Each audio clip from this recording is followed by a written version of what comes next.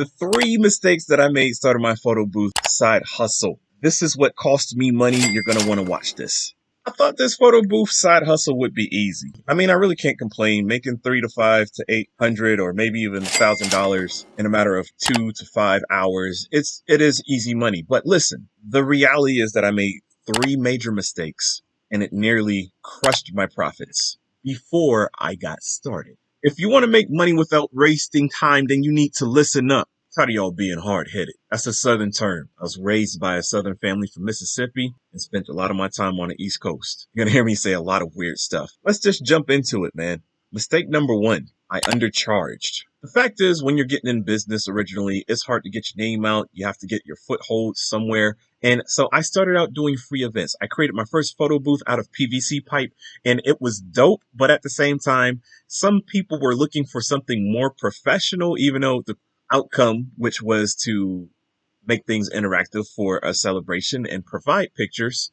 I did that successfully, but the PVC pipe booth, one of my friends was really embarrassed. He didn't even want to do a testimonial with me to help promote my business. And that kind of hurt me. I'm going to talk about that later on, but that was free. I did many free events originally. Once I got the use of learning how that was going to go, then I started to charge for my events. I remember doing a wedding, being there all day. They didn't even give me no cake or no food. 6 hours, $500. Guys, I make anywhere between $350 and $500 in 2 to 3 hours of work. But you know what? I booked the gig. And that's all that matters. I did undercharge.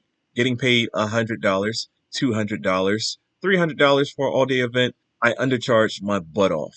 It's not the fact that I undercharged to begin with. The problem was that I undercharged and I kept my prices there for about 1.5 years. That is way too long. As soon as you do an event or two, you try something else new, you get a new printer, you get new props, you get a new camera, whatever the case is, you increase the value of what you're doing, increase the price on that bad boy. Get paid for what you're worth. You know your value. You're offering photos. People love you because they're coming over there while you take pictures.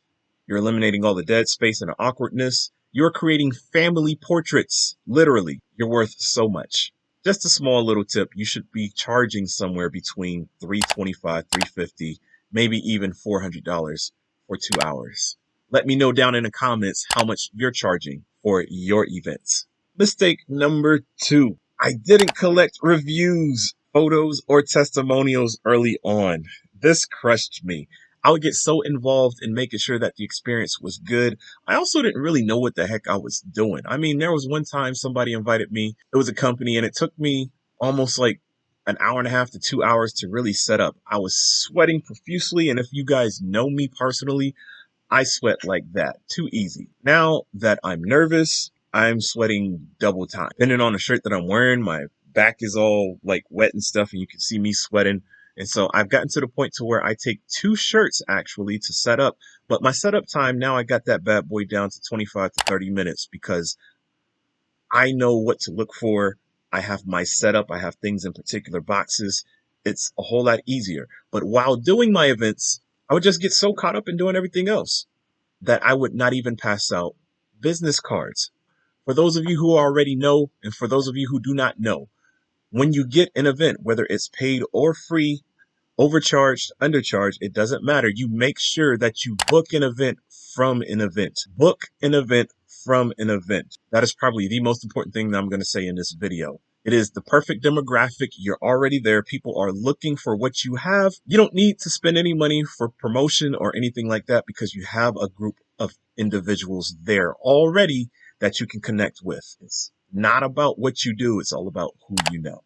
But anyway, tangent. I would always forget to get a testimonial of the person who helped schedule or host or purchase my events.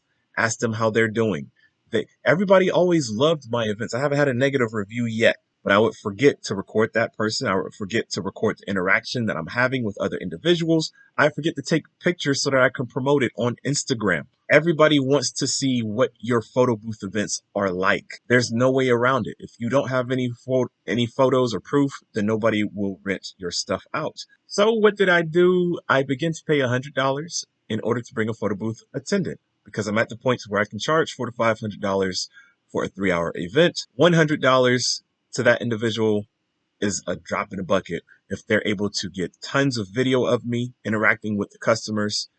They're able to get everybody else laughing. They're able to record the venue before and after setup. That $100 will go a long way. Having your friend, or if you have a family member who's willing to come out there and take some content of you, record some stuff of you like behind the scenes, it's really worth it. Then mistake number 3, I thought I needed fancy gear in order to get bookings, and that is so false. Listen, I'm still using a Canon inkjet printer. Some of you guys are going to laugh at me. I'm cool with that. I plan on buying a laser inkjet, a laser printer. I've priced it. I have it ready to purchase, and they're sold out right now. And as soon as the next inventory is read up again, then I'm going to get one. But listen, you don't need the fancy printer that prints off a 3x5 and an 8x10 and automatically cuts this stuff for you. If you're waiting for that in order to start business, do not do that. There's plenty of ways you can do that. You can go to Walmart right now, buy you a $29, $49, $59 printer, and it will work just fine. It may take 2 to 3 minutes to print, and that's okay, because when people take pictures, you just tell them, hey, step to the side. This is going to take 2 to 3 minutes to print. I will hand you your picture when it's done. And they'll say, oh, okay. Now you got some a-holes out there who will be like, well, it's taking forever to print. Man, don't forget them, because they're not the ones who are going to help you grow your business anyway. They're just leeches. They take all the time. Don't worry about those losers. I'm letting you know right now from experience, you can do things on a cheap. You don't need the most high expensive quality of whatever it is. You need to worry about getting the best out of what you have to provide the best experience possible. The value is not in the gear, it's in the presentation and how you show up.